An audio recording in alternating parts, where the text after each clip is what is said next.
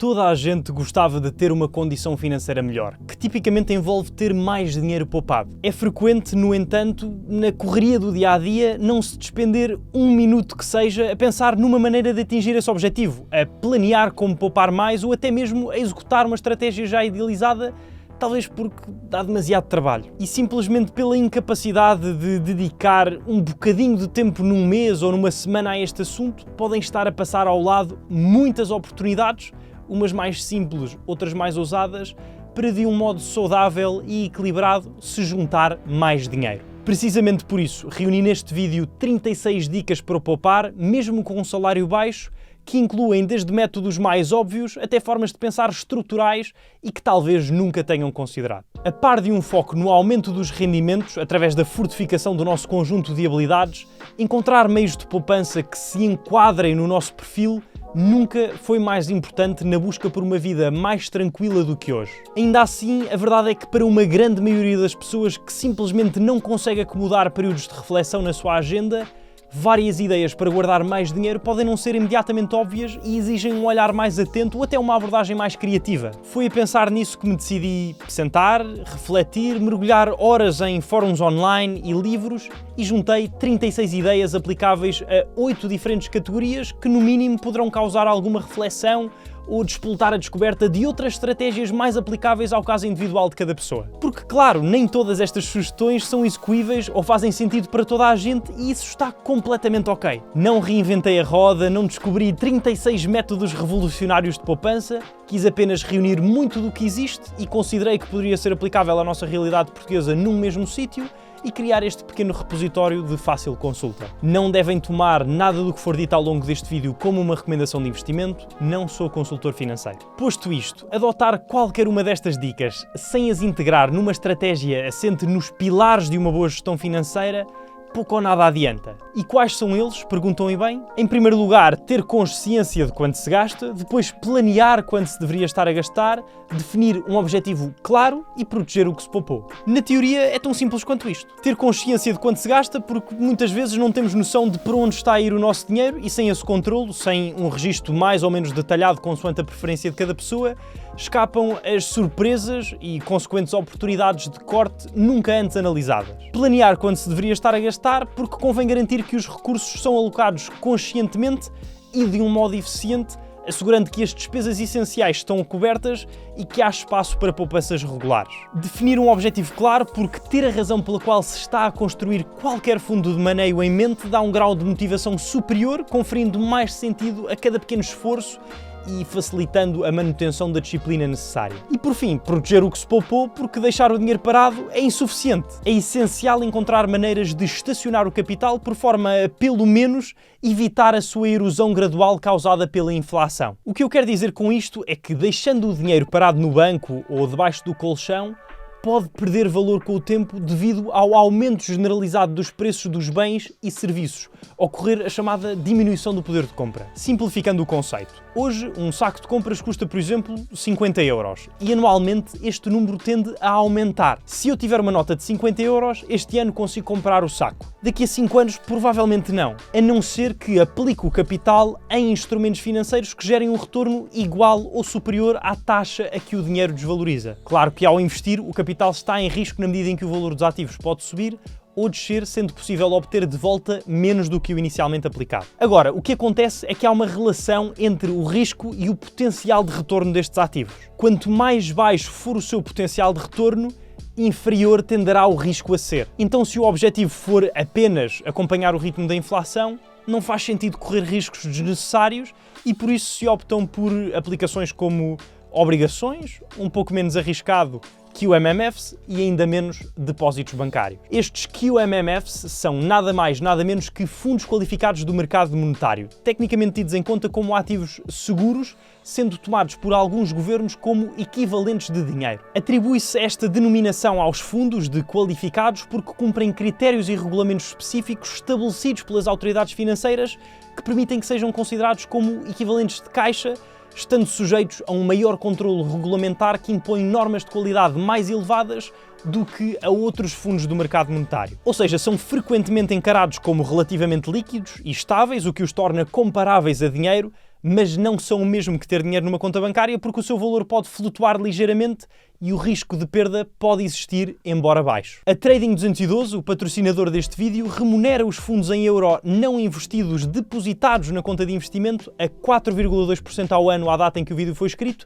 usando precisamente os QMMFs ao ativar a funcionalidade de juros sobre o dinheiro não investido. Portanto, para clarificar, por defeito, se resolverem criar uma conta, depositar dinheiro para investir e não ativarem a funcionalidade, os fundos são mantidos de forma inteiramente separada do capital da empresa, em contas segregadas em alguns dos maiores bancos do mundo, como o Barclays e o JP Morgan, sobre os quais a empresa não tem controle. Isto é algo que se exige que seja feito desta forma, dada a regulação existente, e estas contas segregadas são tipos especiais de contas criadas especificamente para cumprir com esta finalidade. Existe também a possibilidade de ativar os tais juros abrindo a aplicação, clicando nos 3 traços no canto inferior direito, ganhar juros sobre o capital e ativar, fazendo com que o saldo não investido na conta Invest passe a render. Devem novamente ter em consideração que os juros se aplicam sobre o dinheiro numa conta de investimento e que ao investir o capital está em risco. Se quiserem avançar com o registro por lá para acederem não só a este que é um produto de investimento de baixo risco, com um montante mínimo de depósito de 10 € à data da gravação deste vídeo, sem um período mínimo de investimento, mobilizável a qualquer altura e pago diariamente sobre o dinheiro não investido na conta de investimento, como também ao investimento em ações ou outros ativos, fazendo-o através do primeiro link na descrição, têm direito à fração de uma ação gratuita com um valor até 100 €. A esta campanha e todas as funcionalidades descritas aplicam-se os termos e comissões disponíveis no website da Trading 212. Isto tudo para dizer que, embora pareça mais fácil e seguro guardar o dinheiro em casa ou tê-lo parado no banco, é crucial pensar em formas de o pôr em movimento porque decidir não o fazer também tem um risco associado que, embora silencioso, existe. Conhecendo os 4 pilares de uma boa estratégia de poupança e a razão pela qual são indispensáveis, está tudo alinhado para que a engrenagem funcione sem problemas e a partir daí explorar as ideias desta lista a que vamos agora.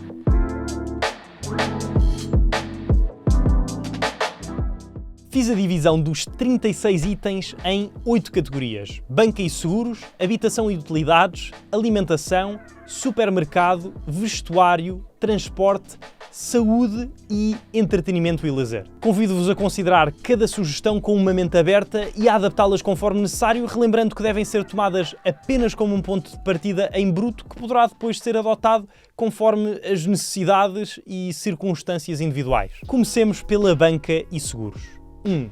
É comum os bancos oferecerem contas sem comissões, como as contas jovem, contas de serviços mínimos bancários ou soluções mais digitais, como é o caso do Active Bank e do MOI. É, portanto, perfeitamente possível evitar comissões de manutenção mensais, comissões por transferências, disponibilização de cartões e por aí fora. 2. Na procura pelas melhores soluções de crédito, habitação e seguros, falar com bons intermediários de crédito e seguros é uma forma de garantir menos trabalho, a apresentação de propostas com sentido e eventualmente até mais competitivas do que conseguiríamos. Tudo isto a custo zero para o cliente. São profissionais com o conhecimento de onde está a melhor oferta para cada cenário em particular a todo o momento, dado o contacto diário com a indústria em que operam. 3. O mercado de crédito habitação varia com o tempo e numas alturas uns bancos têm melhores propostas, noutras serão outros. Há momentos no ciclo que surgem instituições com campanhas agressivas de aquisição de novos clientes através da transferência de crédito e não deviam ser descartadas. Para além disso, uma data de fatores no financiamento variam consoante as condições do mercado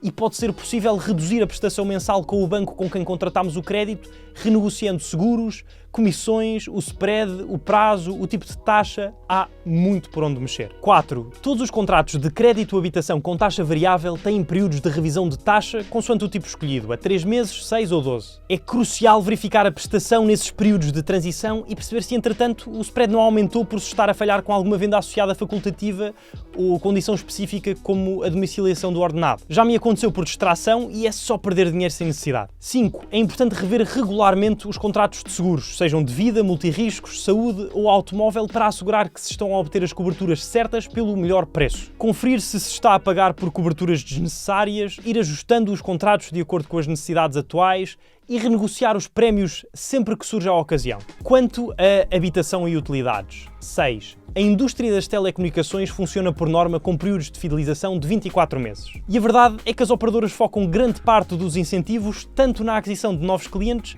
como na retenção dos que ameaçam rescindir. Posto isto, convém alguns meses antes da renovação ir ver o que se está a praticar, tentar negociar melhores condições com o prestador atual com uma verdadeira perspectiva de potencial rescisão e até mesmo mudar, caso a solução não seja satisfatória. 7. Eu gosto dos planos em que se paga antes do mês para controlar a 100% o meu consumo de telemóvel. Sempre que não o fiz, tive surpresas nas faturas, com roamings, chamadas extra ou coisas do género. Existem muitos planos pré-pagos competitivos no mercado, sobretudo para jovens, com chamadas, mensagens e dados a preços acessíveis. 8. Tal como nas telecomunicações, não custa nada de vez em quando ir ao mercado, tanto o livre como o regulado, consultar os valores praticados para o nosso perfil de consumo junto dos múltiplos fornecedores de energia e para os distintos moldes de tarifa. 9. É um facto que as lâmpadas LED consomem menos energia e têm uma vida útil muito mais longa do que as suas contrapartes incandescentes e, embora o custo inicial seja ligeiramente mais elevado, a poupança a longo prazo compensa. Mais concretamente, uma lâmpada LED pode durar entre 30 a 50 mil horas em comparação com 1000 de uma incandescente. Na necessidade de compra ou troca,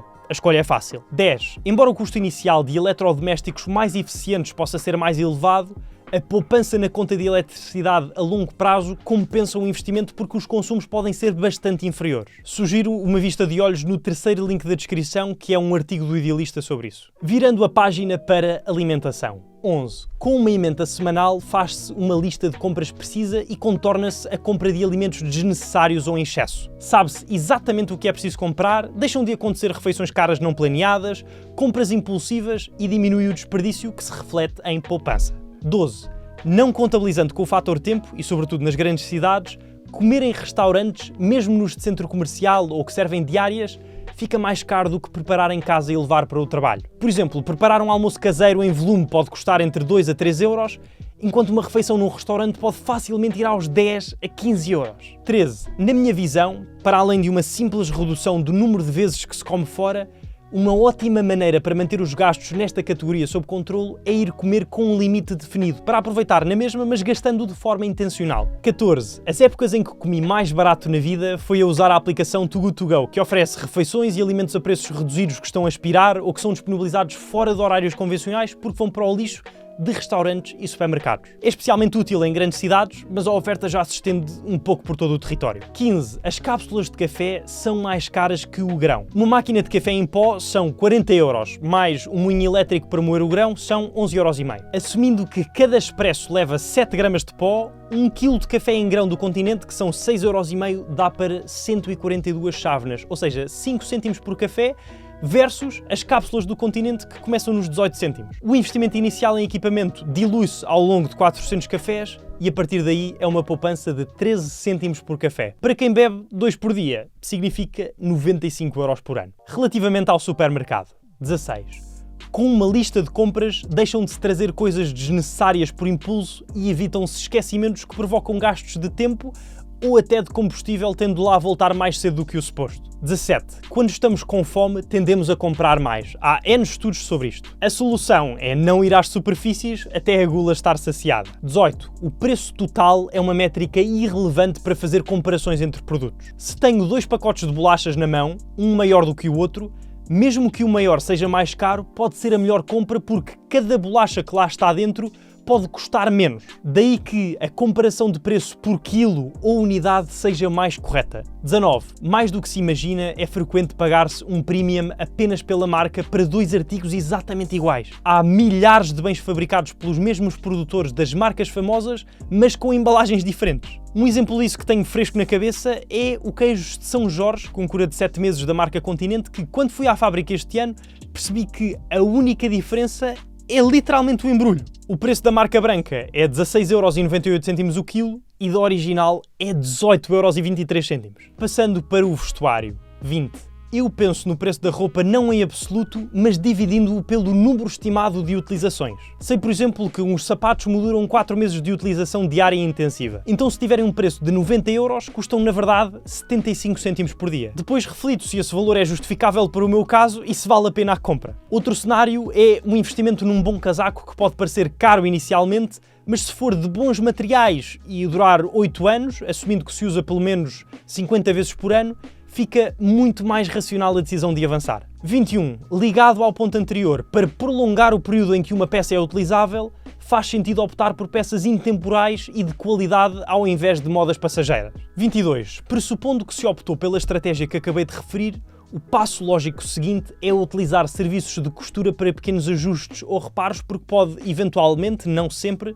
ser mais barato do que comprar novo. 23. Uma abordagem inversa é fazer as compras em lojas de roupa muito baratas, como a Primark, porque, embora a taxa de rotatividade das peças seja maior, o custo desproporcionalmente reduzido permite que se mantenha o guarda-roupa atualizado sem grandes despesas. Tal como tudo o que estou a dizer, são escolhas a ser feitas a título individual e de acordo com as preferências de cada pessoa. 24. Pode ser muito mais vantajoso comprar roupa de inverno no verão e vice-versa, ou no final da temporada, porque as lojas de algumas marcas têm de escoar o estoque para entrarem as novas coleções. A potencial desvantagem é, por essa altura, já não haver algum artigo muito em particular. No que diz respeito a transporte, 25. Outra muito óbvia é, sempre que possível, porque têm os seus problemas e não são tão acessíveis numa grande parte do território, usar as infraestruturas públicas de transporte, porque são geralmente uma opção muito mais económica do que o uso de um carro particular. Eliminam-se os custos com estacionamento, seguros, combustível, manutenção e muitas vezes o stress do trânsito também. 26. Precisando inegociavelmente de uma forma alternativa de transporte. A título pessoal, e foi mesmo o que fiz desde fevereiro de 2020,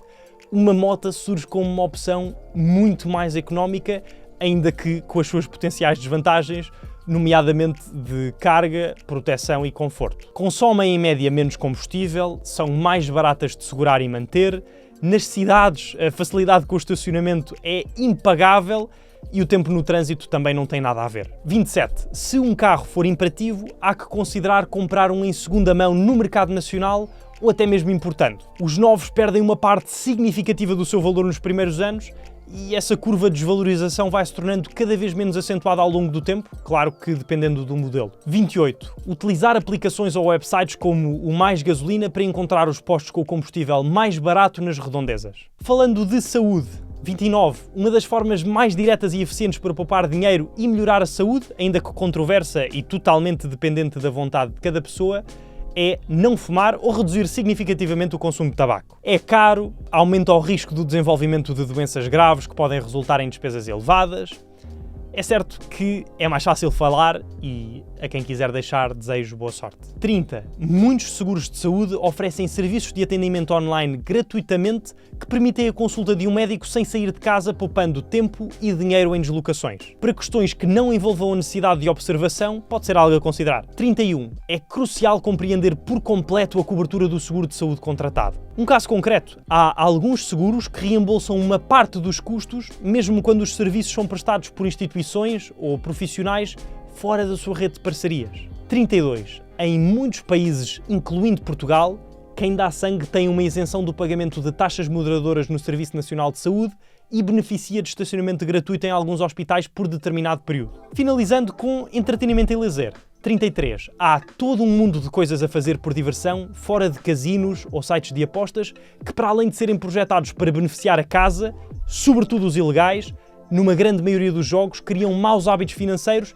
e podem levar a perdas significativas de modo recorrente por conta do desenvolvimento de um vício. 34. Não é segredo que os cinemas têm acordos com entidades que oferecem descontos substanciais, às vezes até de 50%. Desde a adesão a tarifários da NOS ou WTF, a programas de fidelização com o Cinema City ou o UCI Cinemas, a preços especiais para clientes de Ecoproteste ou Caixa Geral, há dezenas de acordos para pagar menos. 35. Várias atividades como o cinema, bowling, teatros, museus e outros tantos oferecem preços reduzidos em dias de semana ou horários específicos. Em circunstâncias em que seja possível o planeamento e não haja restrições de agenda, é de aproveitar as tarifas reduzidas. 36. É frequente as instituições públicas oferecerem atividades de lazer a preços mais acessíveis do que as suas contrapartes privadas, como é o caso de piscinas municipais ou parques de jogos públicos. Espero que esta lista vos tenha sido útil. Tenha sido esse o caso, um clique no botão do gosto é sempre muito bem-vindo e agradeço imenso que deixem as vossas próprias sugestões nos comentários para em conjunto tornarmos este um repositório ainda mais completo. Volto a reforçar que a minha posição pessoal é de que é tão importante considerar estas ideias como todo o outro lado da balança, o dos rendimentos, e por isso sugiro que vejam este vídeo a aparecer agora no ecrã, onde falo precisamente sobre isso. Desejo-vos tudo bom, um abraço e até à próxima semana.